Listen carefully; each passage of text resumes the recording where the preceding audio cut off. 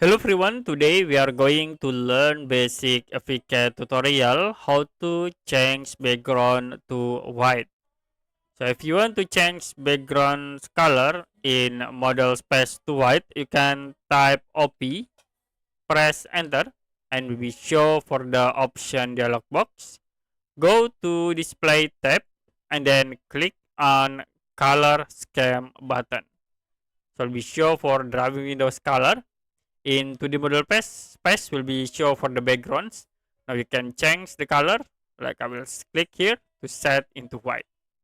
Click apply and close to change. Click OK. Now if you press F7 to hide grids and the background color will be set into white. If you want to reset this color, you can tap OP again and then go to color scheme. Now you can click this all colors to reset to default. Okay, that's it for basic AviCAD tutorial how to change background to white.